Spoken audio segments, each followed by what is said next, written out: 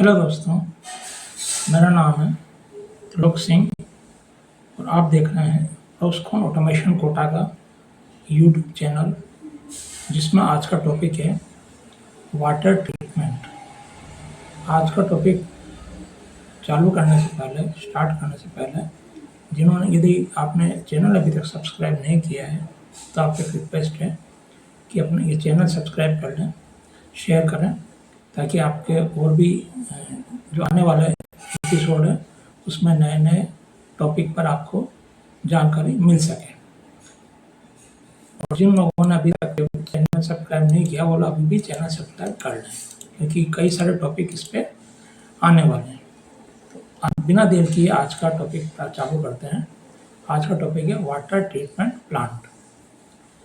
नदी या तालाब या जहाँ से भी हम लोग पानी घरों के लिए लेते हैं, वो पानी शुद्ध कैसे किया जाता है, नदी नल तक कैसे शुद्ध आएगा, आपके घरों तक कैसे शुद्ध आएगा। तो स्वच्छ पेयजल की उपलब्धता बहुत महत्वपूर्ण है। नदी, झीलें अक्सर पेयजल का मुख्य स्रोत होती हैं। पानी सीधे पीने योग्य नहीं होता उनका, क्योंकि उसमें क्या सस्पेंडेड पार्टिकल होते हैं, बहुत सारे माइक्रो ऑर्गेनिज्म होते हैं और डिजोल्व्ड सॉलिड्स होते हैं, केमिकल पॉल्यूंट्स होते हैं, अन्य अशुद्धियाँ भी हो सकती है, बैक्टीरिया भी हो सकते हैं। इन अशुद्धियों को दूर करने के लिए, पानी को पीने योग्य बनाने के लिए एक जटिल और बहुस्तरीय शुद्धिकरण प्रक्रिया का पालन किया जाता है। इस प्रक्रिया को वाटर ट्रीटमेंट कहा जाता है। आइए इस प्रक्रिया को विस्तार से समझते हैं। नदी से लेकर हमारे घर तक, नल तक कैसे पानी शुद्ध आता है। सबसे पहला स्टेप होता है इसमें स्क्रीनिंग। स्क्रीनिंग जैसे नाम से पता है, स्क्रीनिंग का मतलब है एक जाली होगी जो किसी कचरे को रोक रही होगी। स्क्रीनिंग करना उसका, जिसमें मोटे जो कचरे होते हैं जहाँ से नदी या तालाब में से आती है स्क्रीनिंग में, तो वहाँ क्या होता है, बड़े बड़े आकार के ठोस पदार्थ जैसे पत्तियाँ, टहनियाँ, प्लास्टिक कचरा, मछलियाँ, अन्य तैरती वस्तुओं को हटाने के लिए धातु की जालीदार स्क्रीन मेटल बार स्क्रीन का उपयोग किया जाता है, जिससे ये प्रारंभिक चरण में डाउन स्ट्रीम में ही उपकरणों को नुकसानों से बचाता है और बाद के शुद्धिकरण चरणों की दक्षता में सुधार करता है। स्क्रीन आमतौर पर मोटे और महीन जालीदार होते हैं। जाली है बेसिकली, स्क्रीनिंग जैसे नाम से पता है ये जाली है। तो पहला स्टेप हमने क्या किया, जो नदी से पानी आ रहा था उसको हमने स्क्रीन के द्वारा मोटे जितने भी उसके अंदर अशुद्धियाँ थी, पत्तियाँ, टहनियाँ, प्लास्टिक कचरा और जितने भी अशुद्धियाँ थी मोटे मोटे, वो सब छान कर निकाल दी। अब दूसरा स्टेप इसका आता है एरिएशन। एरिएशन में क्या होता है, एक ऐसी प्रक्रिया है, हवा को पानी के संपर्क में लाया जाता है बार बार।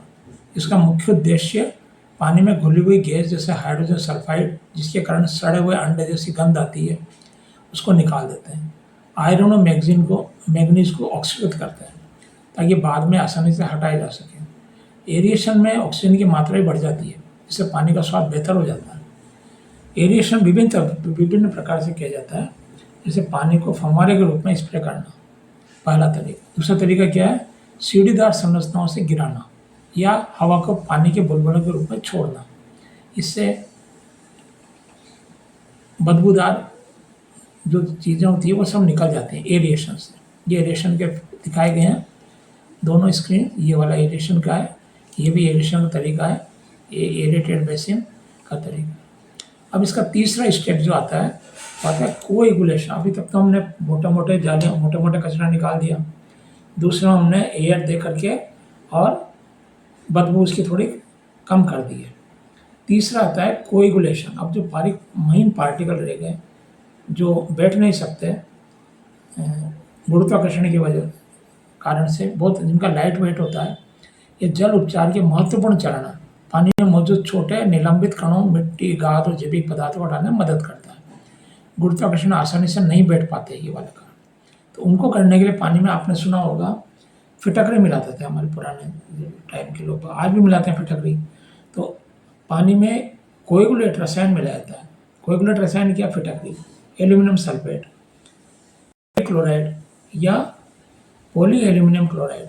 ये कोएगुलेशन अमाउंट पानी में मौजूद जितने भी कण होते हैं वो नेगेटिव चार्ज बना देते हैं। नेगेटिव चार्ज करने से वो अस्थिर हो जाते हैं, एक दूसरे चिपकने लगते हैं और जब साइज उनका बढ़ जाता है और वो एक साथ चिपक करके नीचे बैठ जाते हैं धीमे धीमे धीमे धीमे। और दूसरा क्या है, फ्लोकुलेशन। फ्लोकुलेशन में जमावट के बाद पानी को धीरे धीरे हिलाया जाता है, स्लो मिक्सिंग करते हैं उसकी, बिल्कुल स्लो, ताकि छोटे अस्थिर कण एक साथ मिलकर बड़े भारी फ्लोक के या गुच्छे को बना सके। ये ऊर्जा इतने बड़े हो जाते हैं उन कि वो गुरुत्वाकर्षण नीचे बैठ जाते हैं।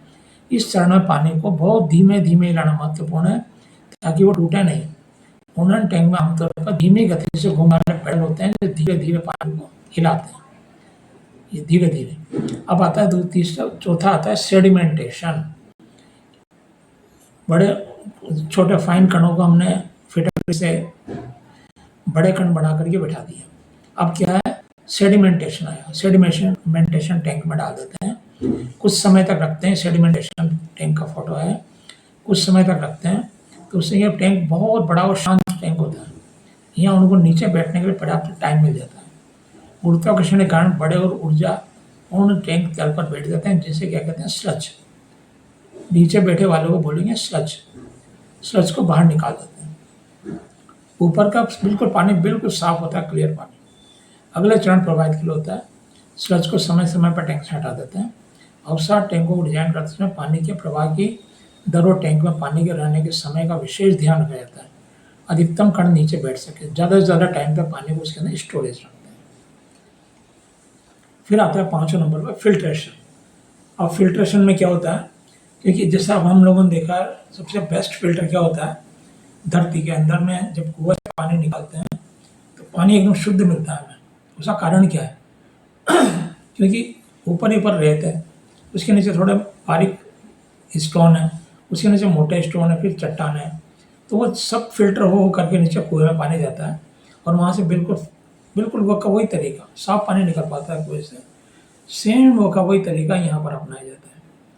छोटे और निलंबित कण, अवशिष्ट होना और सूक्ष्म जीव रहते हैं, हटाने के लिए फिल्ट्रेशन प्रक्रिया का उपयोग किया है। पानी को फिल्टर बेड से गुजर जाता है। विभिन्न परतों में रेत, बजरी, कभी कभी एक्टिवेटेड कार्बन का भी किया जाता है। सैंड फिल्टर सबसे आमतौर पर फिल्टर में धीमी सैंड, स्लो सैंड फिल्टर दो टाइप के होते हैं। एक होता है रैपिड सैंड फिल्टर। जो स्लो सैंड फिल्टर होते हैं ये बड़े और गहरे होते हैं, पानी बहुत धीमी गति से इनमें गुजरता है। कणों को हटाने के लिए बायोलॉजिकल लेयर और फिजिकल लेयर बैरियर दोनों का उपयोग करते हैं। तेज रेत फिल्टर जो होते हैं, फास्ट और रैपिड वाले, ये तेज पानी से इनसे गुजरता है। अक्सर पीछे धोने वाले बैग की आवश्यकता होती है ताकि संचित कणों को हटाया जा सके, फिल्टर को साफ किया जा सके। मल्टीमीडिया फिल्टर, इसमें रेत, बजरी और एंथ्रेसाइट कोयले जैसे विभिन्न प्रकार के मीडिया की कई परतें होती हैं जो निस्पंदन क्षमता को बढ़ाती है। फिल्टर मीडिया छोटे छिद्रों के रूप में कार्य करता है जो ठोस कणों को रोकते हैं, जबकि पानी गुजरता है निस्पंदन सूक्ष्म जीव महत्वपूर्ण हिस्सों को हटा देता है। फिल्ट्रेशन में बेसिकली क्या है, रेत के द्वारा पानी बिल्कुल साफ कर लिया जाता है एकदम से। पानी को रेत फास्ट भी होते हैं, स्लो भी होते हैं। ये फिल्टर बैठ के फोटो है, ये वाले दोनों वाटर ट्रीटमेंट प्लांट के दोनों फोटो हैं। अब आया सबसे इम्पोर्टेंट टॉपिक, क्योंकि अभी हमने बड़े पत्ते और हटा दिए सबसे पहले स्क्रीनिंग में। फिर यहाँ तो फिल्ट्रेशन तक हम लोगों ने रेत से निकाल करके पानी को बिल्कुल शुद्ध कर दिया, लेकिन अभी भी उसके अंदर में बैक्टीरिया, वायरस और प्रोटोजोआ जैसे जीव हैं जो कि हमें बीमारी का कारण बनते हैं। इन सूक्ष्म जीवों को नष्ट करने के लिए डिसइंफेक्शन किया जाता है। यह डिसइंफेक्शन बहुत इंपॉर्टेंट है, जो पानी को पीने के लिए सुरक्षित बनाता है। वहाँ तक तो पानी साफ कर लिया, अब यहाँ पीने के लिए सुरक्षित बनाया इसने। सबसे आम डिसइंफेक्शन क्या है, क्लोरीन। क्लोरीन एक गैस होती है जिसको यदि पानी में से गुजारेंगे तो वो सभी बैक्टीरिया, वायरस को नष्ट कर देगी। क्लोरीन को विभिन्न रूपों में पानी में डाला जाता है, जैसे क्लोरीन गैस, सोडियम हाइपोक्लोराइड या ब्लीचिंग पाउडर, ब्लीच, या कैल्शियम हाइपोक्लोराइड। क्लोरीन न केवल तात्कालिक कीटाणु नाशक प्रदान करता है, बल्कि पाइप नेटवर्क में पानी के प्रवाह के दौरान रेजिडुअल प्रोटेक्शन को भी प्रदान करता है, जिससे वितरण प्रणाली में सूक्ष्म के पुनर्विकास को रोका जाता है। ये डिसइंफेक्शन के दोनों ये स्क्रीन फोटो हैं जिसमें क्लोरीन डाल पानी के, देखो क्लोरीन मिक्सर कर रहे हैं यहाँ से। क्लोरीन के अलावा अन्य कीटाणु शोधक विधियों में शामिल है। सबसे पहले क्लोरीन और अमोनिया को मिलाया जाता है, क्लोरोमाइन बनते हैं। ये क्लोरीन की तुलना में धीमी गति से कार्य करते हैं, लेकिन अधिक लंबे टाइम तक और अवशिष्ट सुरक्षा प्रदान करते हैं, क्लोरोमाइन, क्लोरीन और अमोनिया मिलाकर। दूसरा था ओजोनाइजेशन। ओजोन एक शक्तिशाली ऑक्सीकारक है, कीटाणुनाशक है, जो क्लोरीन से भी अधिक प्रभावी होता है, खासकर कुछ क्लोरीन प्रतिरोधी सूक्ष्मजीवों के खिलाफ। हालांकि ये महंगा होता है और अवशिष्ट सुरक्षा प्रदान नहीं करता है। और तीसरा जो इम्पोर्टेंट हमने देखा होगा सभी लोगों ने, घर में आरओ प्लांट लगते हैं तो आगे वो लिखा होता है यूवी, मतलब अल्ट्रा वायलेट वाला आरओ है ये। अल्ट्रा वायलेट का मतलब क्या होता है? सूक्ष्म जीवों के डीएनए को नुकसान पहुंचाकर उन्हें निष्क्रिय कर देती है अल्ट्रा वायलेट रेडिएशन। ये कोई रासायनिक अवशेष नहीं छोड़ता, लेकिन ये पानी में मौजूद निलंबित कणों से प्रभावित हो जाता है और अवशेष सुरक्षा प्रदान नहीं करता है। कीटाणु शोधन के बाद पानी को कॉन्टैक्ट टाइम के लिए एक स्पष्ट टैंक में रखा जाता है ताकि कीटाणुनाशक अपना कार्य कर सके। यहाँ तक ये 6 चरण हो गए इसके। फिर लास्ट होता है इसका ये वाला चरण, पीएच। अब पानी का पीएच मेंटेन करना बहुत इंपॉर्टेंट है। यदि लो पीएच होगा तो भी नुकसान देगा, हाई पीएच होगा तो भी नुकसान देगा। तो पानी का पीएच को कीटाणु शोधन के बाद पानी का स्तर समायोजित किया जाता है। क्लोरीन जैसे कुछ कीटाणु पीएच स्तर पर अधिक प्रभावी होते हैं। इसके अलावा वितरण पाइपों में क्षरण कोरोजन को रोकने के लिए, पानी के स्वाद को बेहतर बनाने के लिए पीएच को न्यूट्रल रखा जाता है।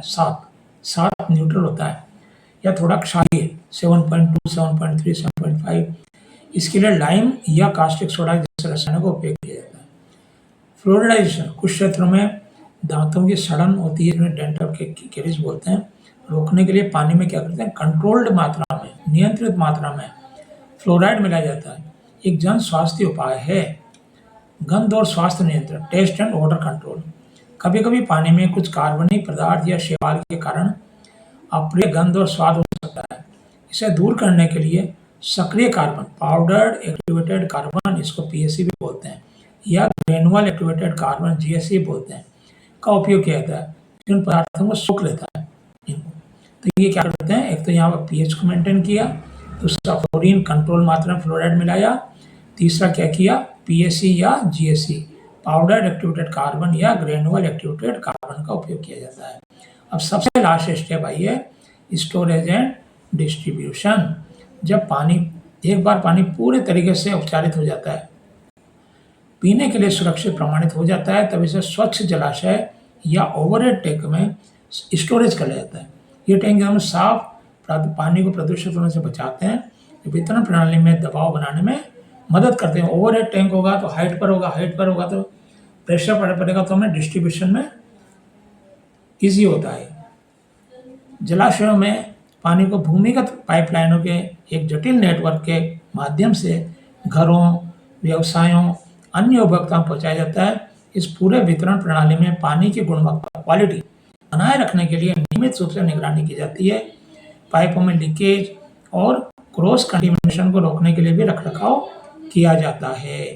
तो आज का चैप्टर यहीं पर पूरा करते हैं, फिर अगले चैप्टर में और किसी टॉपिक पे बात करेंगे। तब तक के लिए